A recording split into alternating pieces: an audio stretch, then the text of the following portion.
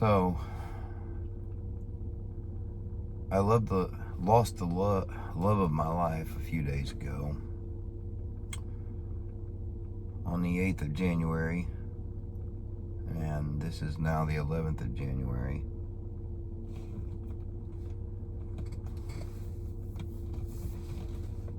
And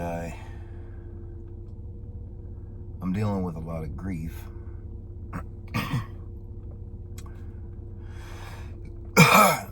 But that's not to be the point of this video.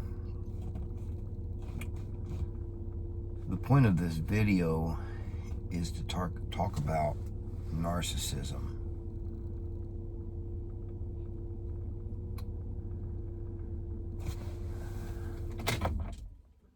You see,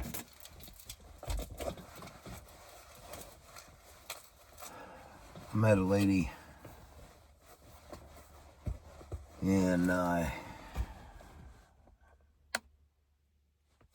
end of January, beginning of February of 2020. So, right at 4 years ago.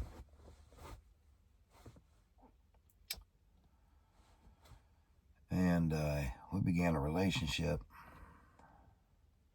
We was together for about a year and a half, probably, I guess. But I kept seeing narcissistic qualities in her, traits in her. Now, let me pause for a second. For any of you who might be watching this video that may know who I'm talking about, please do not jump to conclusions, as if you listen to the end, you'll understand that I'm not talking bad about this lady at all whatsoever. Matter of fact, quite the opposite. That said,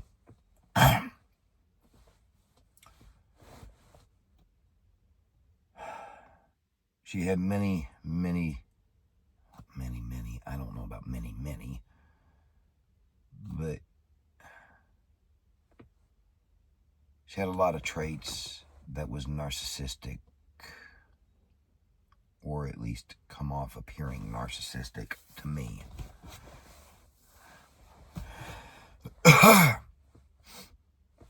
after a year and a half, I broke it off with her. One, I had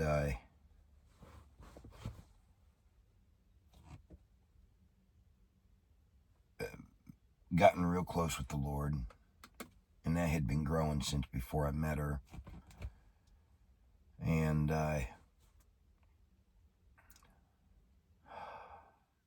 anyway, part of my thing was I was living with her, and I wasn't married to her, and I was well, you can pretty much use your imagination that two people living together, year and a half, they wasn't within the constraints of Scripture when it comes to the bedroom. Well, as I got closer to the Lord, and then I founded this ministry, I said, I can't do this no more. This is setting a bad example.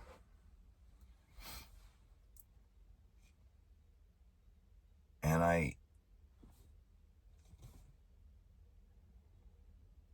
at that time, I knew I wasn't going to marry her.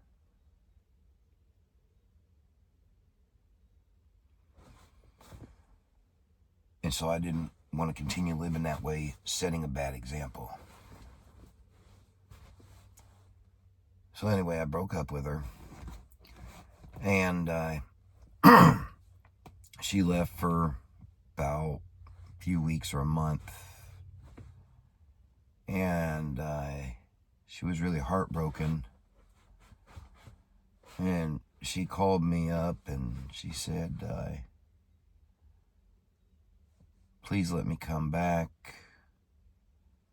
She tried to get me to take her back, so on, and I said, no, absolutely not. And she says, well, and at some point, like another phone call, days later, a week later or something, she calls me and says, well, I'm back in Oklahoma and I got nowhere to go.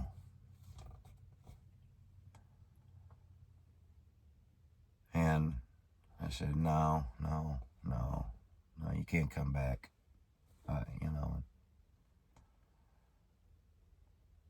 She ended up telling me, she says, well, I'll just go homeless then. Well, I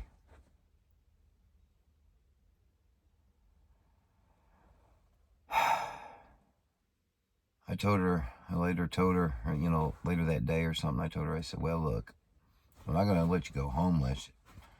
You can come back, but I'll put you in your own structure, but we're not getting back together.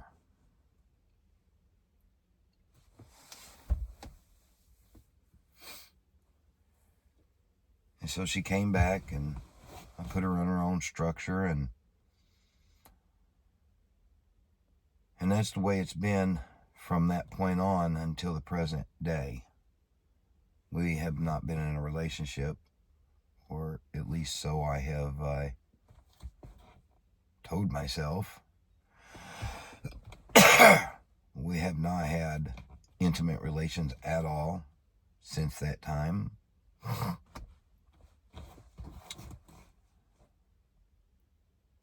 And but as time went on,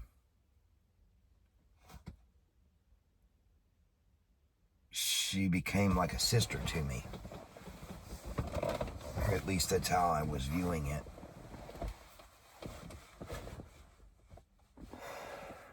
She became a vital part of this ministry.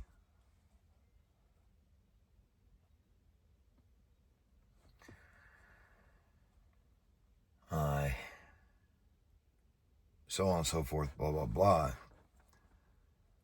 So time carries on, and at times I would think, and I'd even talk to people that I was close, that's close to me, and I would talk about, man, maybe I should go ahead and marry her.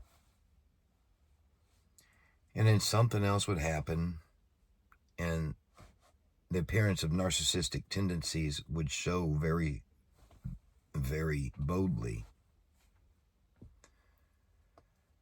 And so for basically three and a half out of the 4 years that I knew her,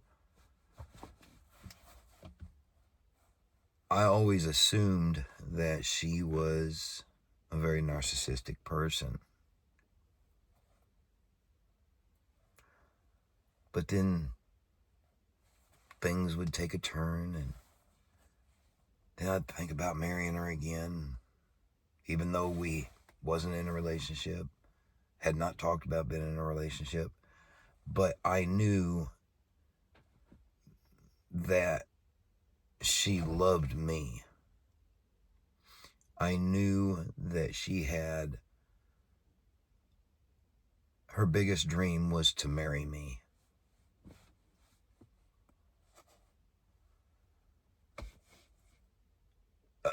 Part of one other thing was there's a major age gap between her and I. And that played a role in my head. It shouldn't have, but it did. It played a large role in my head on top of everything else. Moving on here. We get to about a month ago, and she ends up in the hospital. She's there for several weeks, and I spend around the clock with her, day and night. She went under intubation and for 9 days, and I was there for her the entire time. But when she first went to the hospital, she pleaded with me, please don't leave me. Please don't go anywhere. Please don't leave me. She had had a very rough life. A lot of people in life had done her wrong. And her greatest fear was being abandoned.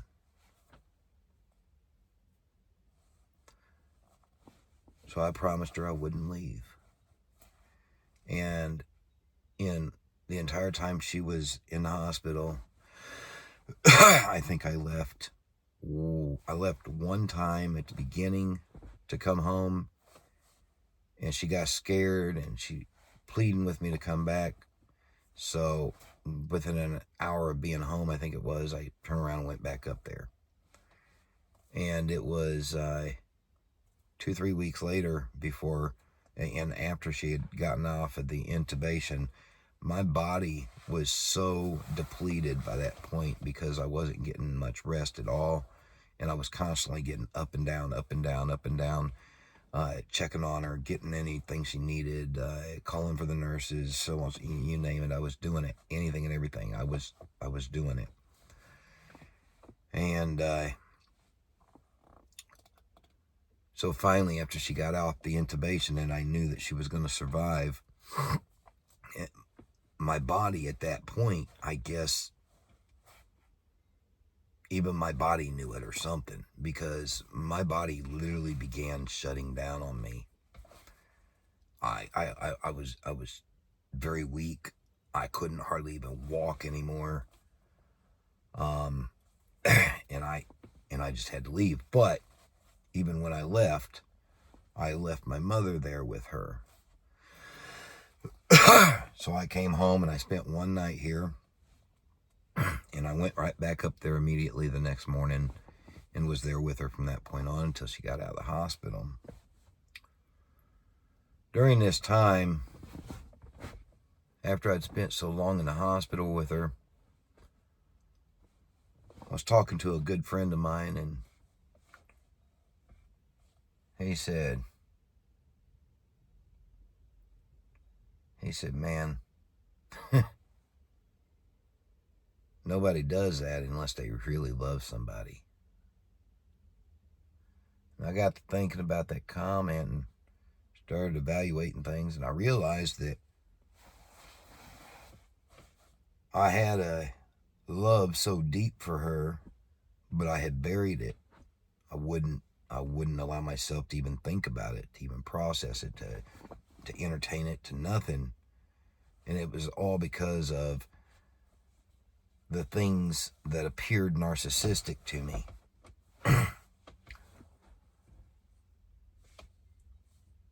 So, as her time in the hospital was nearing to an end, I began to talk to a friend of mine about maybe marrying her. And I talked to my mother about it as well, and there was some back and forth thoughts on the matter on whether I should or not. One of the thoughts was, or the first thought was, or thing that was mentioned, well, have you thought about your reputation and what it's going to do to you? Being a pastor and having a ministry and all. And my friend said, when she dies, you got to go on living, and what is people going to think? They're going to think that you married her for her money. And I said, so my instant reply was, oh, boy, you're right. At this point, if I was to marry her, yeah, and especially given that, well, I didn't know she was coming home on hospice at that point. I would later find that out. But so anyway, my first reply to him was, yeah, no, scratch that idea. I'm not going to do that because I don't need people thinking that I got with her for her money, which there was no money, but that's all beside the point. People wouldn't have known that. They would have just assumed that I got with her for her money. And so I said, no, I'm not going to do that. And after he realized, and my friend knows me real well, and he said, okay. And he says, now that I've had you to think about that, let me flip the coin here. Let me get you to think about something else. He says, I know you, and I know, however he said it. He said, I know you, and I know your heart. Even though nobody else is going to know that, I know your heart. He says, that said, does it matter in the end picture what people think about you if you marry her? And I thought about that. And I was like, no, it doesn't matter. The Lord can handle all the in-between stuff, and let people think what they want to think. And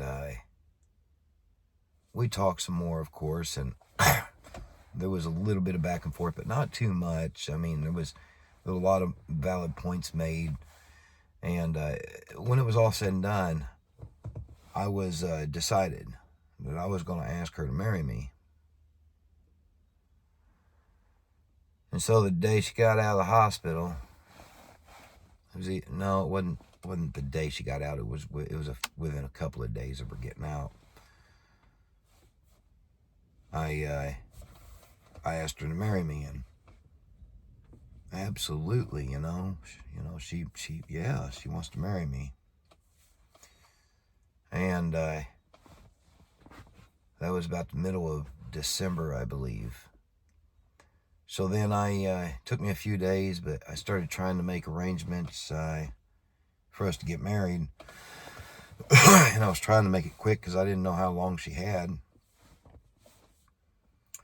Well, one day I left and I went up to the courthouse and found out what I needed to know. And long and short was, in order to do a quick marriage, or in order to get a marriage certificate, even a blank one, to take to a pastor, she would have had to been there with me.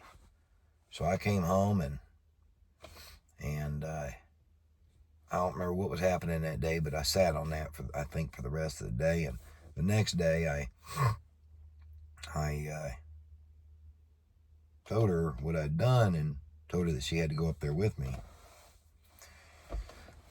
She said, well, why don't we just wait until after Christmas and the holidays? Well, that kind of took me back, as adamant as she had always, been about wanting to be with me and being married to me. And so that kind of took me back, and I was like, I didn't say nothing. I was just like, oh, okay. And so we got past, or we was nearing Christmas, and she goes, hey, what happened to us getting married? I looked at her kind of befuddled, and I said, well, you told me you wanted to wait till after Christmas and the holidays. She just kind of looked befuddled herself. She goes, oh, okay. And well, by this point, a lot of old memories and appearances that I had thought were the case had started flooding back to me, and then thoughts of, does she not want to marry me now, or is she backing up? What's she doing? Or is she thinking that I just want to marry her now out of pity, or what's going on here? But like I said, and with that, a lot of the old memories and stuff of narcissistic tendencies and all that come flooding back, and I started getting scared, and Satan really was working on me about my reputation and just all kinds of stuff. And So Christmas came and New Year's came, and I kept wondering if she was going to say anything, and I was still prepared to marry her, even through all that. But in my head, she was going to have to be the one to bring it back up, because when I tried to make it happen, she kind of put it off. So she never did bring it up again, and I didn't either. Now, jumping on to January 8th, well, January 7th, she went to church. That was her last outing. She came home, and she was getting very disoriented. She was still talking, but barely, but becoming very disoriented. And it finally got to a point where the hospice nurse told me I was going to have to give her some morphine, even though she was very adamant about no morphine and all that, unless she just absolutely had to have it. And she was at a point she just absolutely had to have it.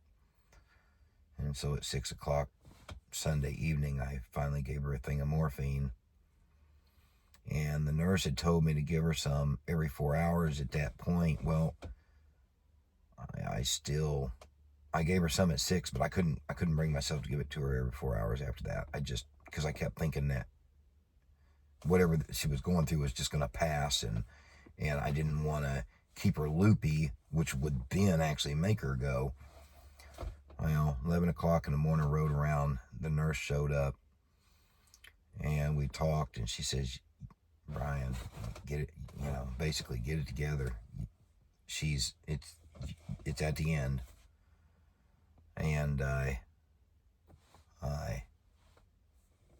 do you want her to suffer, or do you want her to go in comfort? And I did a lot of crying, but I said, okay. And so I deduced to myself that I was going to stick to it and give it to her every 4 hours.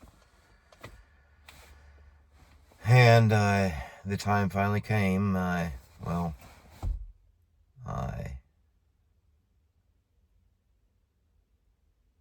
know what?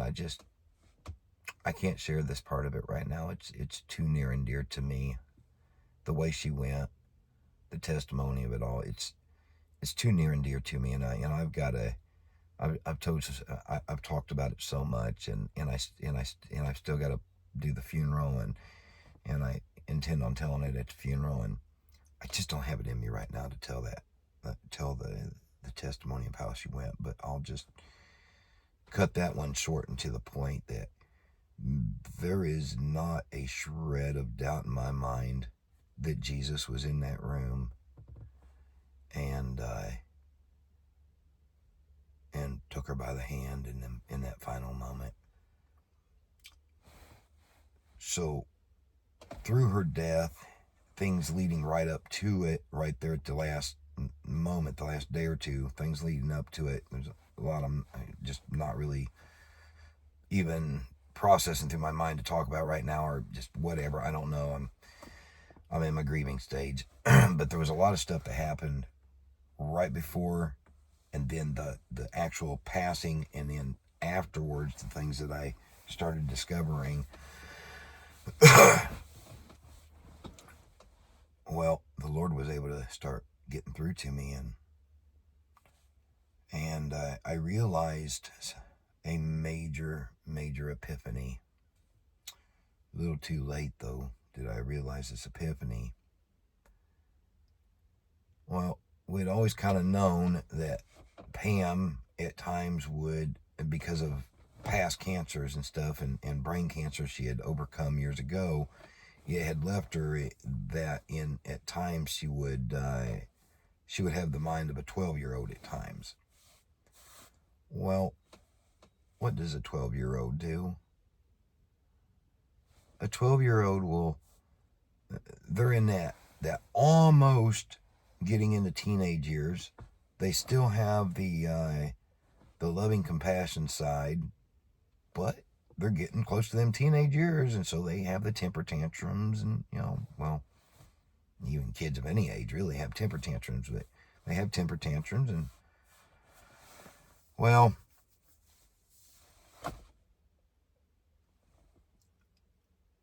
long and short of everything is, what I have concluded is that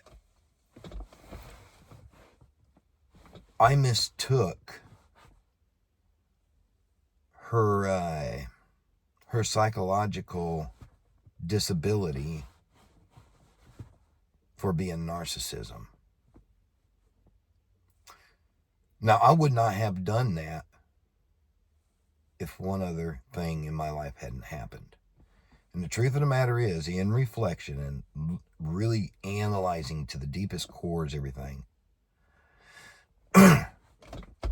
if one thing in my life hadn't happened prior to meeting her, I would have married her. I actually would have married her probably, well, I would have married her within 6 months of having met her, except that I was still going through a divorce. But I would have definitely married her once that 6 months after the divorce was final. I would have married her once that was completed. I would have married her instantly. I'd already had the arrangements already made, and we'd have been married the very day that we'd have legally been able to. But one thing happened prior to me meeting her, and actually continued. Well, let me tell you what it was. I got married to another lady. That lady turned out to be very, very narcissistic. And I mean to the highest degrees of narcissism you can get. Every narcissistic trait she possesses. So what I have, like I said, in a lot of deep analyzations of everything, what I have realized is that I made a huge, huge mistake. Everything that my ex-wife did to me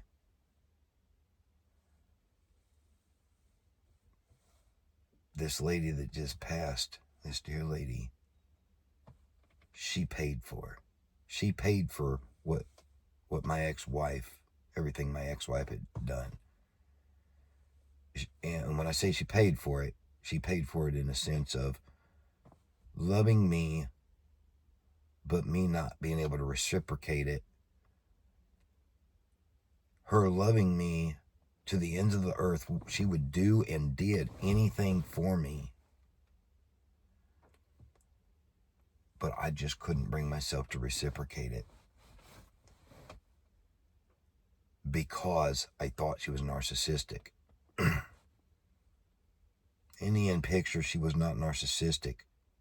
She had a psychological disorder that, because of the previous cancers and stuff, that left her with the mind of a 12-year-old at times.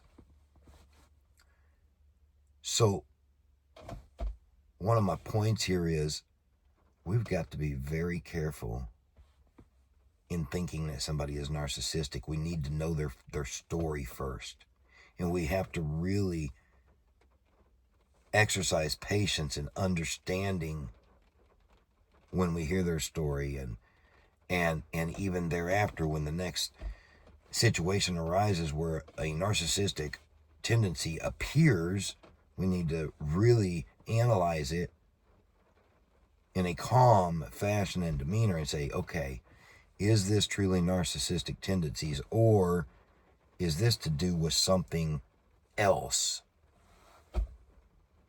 We as a mankind, we are so quick to judge, and we are notorious for saying, oh, I'm not judging, because, well, let's face it, we don't want to be the one that, is labeled as passing judgment, because that's, the norm of society, says, well, making judgment is bad. Well, it is bad. And so we don't want to be labeled that, and so we instinctively, automatically deny it. And when we do that, we're denying it even to ourselves, and we don't want to think about it, and we suppress it, and we just call it whatever it first appeared to be. Now I'm stuck with the aftermath, grieving, wishing I could have a do-over. And if I could have a do-over, I would have married her. I'd go back and I would marry her the day I was first legally able to. But that's the thing about this life. We can have do-overs in certain areas. We can have second chances and third and fourth and fifth chances, as long as,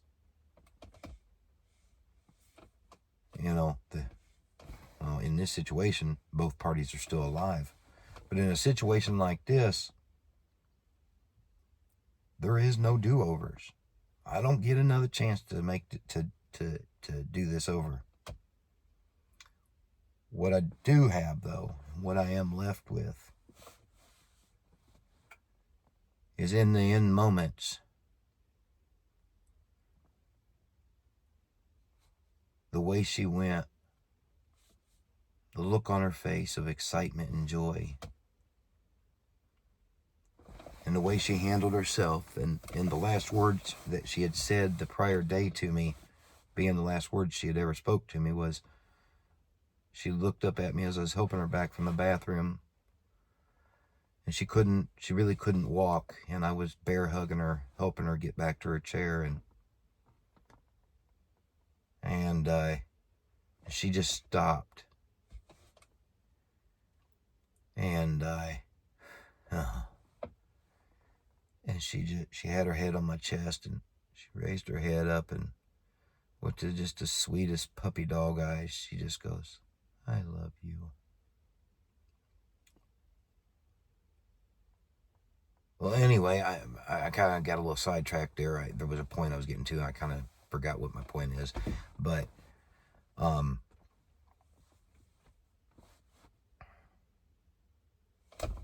I spaced out on that one. Keep in mind, I'm still grieving, and so this is going to happen. I've got stuff to work through here. Folks, let me just wrap this up. Let me draw a conclusion here and wrap this up.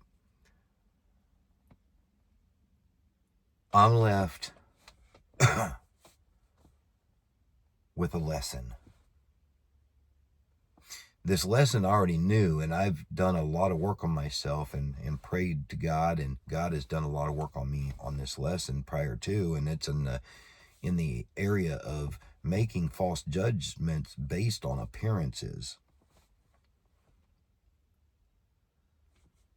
Well, I thought I had conquered being a judgmental person.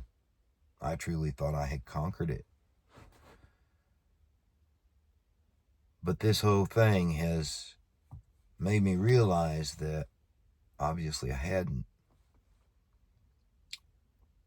And what I had done was I judged her falsely based on appearance because of what somebody in my past had done.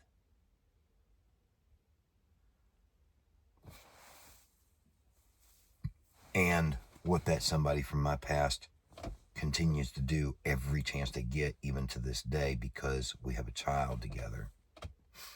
And so the memory, the stings of the narcissistic abuse have constantly been fresh. Just constantly, repeatedly, the stings are fresh. And I know, and I handle them well. I've learned how to handle the narcissistic abuse well. Go as much no contact as possible and stand my ground. Don't let them don't let the narcissist be a part of my personal life. They don't need any information. Let them question things. Let them guess. Let them make assumptions and conclusions, and I just live my life. I know all of this, and I put it all into practice. But somehow, because of having a child with her, and therefore that split custody, allowing her to be in my life constantly in concerns to him, she uses him narcissistic tendencies. And because of all that, it just kept me thinking about narcissism, and I was always seeing narcissism in Pam, but in reality, she was not narcissistic.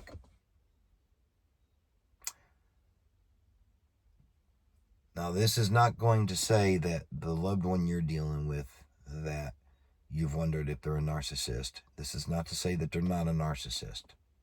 All right? And if you do conclude that they're a narcissist, you have to go no contact. Unless you have a child, together, and you want to be a part of your child's life, then you fight with every ounce of strength within you, and you pray to God, and you exercise faith, and you get in tune with the Holy Spirit. And if you'll get in tune and focus in, dial in on the Holy Spirit will direct your path and tell you what to do. And if he does, and with me, he's told me to do things that went against the courts, against the judge's decisions. Things that could have cost me my son and could have cost me to go to jail. But when the Holy Spirit spoke to me in those times, I obeyed. And because of my obedience, in the end picture, I ended up getting 50-50. Whereas if I hadn't have obeyed, I'd be lucky to get every other weekend still right now. So when you're dealing with a narcissist and you can't get away from it because of a shared custody, go as much no contact as possible, and then keep your comments short and sweet. Don't entertain arguments with them. And gosh, I know how hard it is, because even myself still today, I still find myself, she'll say something and it just crawl under my skin, and it'll make me feel like I have to defend myself. I don't have to defend myself. I don't, and neither do you. But the urge, even still today, after 4 years of being free of this woman, over 4 years, almost 4.5 years, right at 4.5 years, I've been like split up with this woman.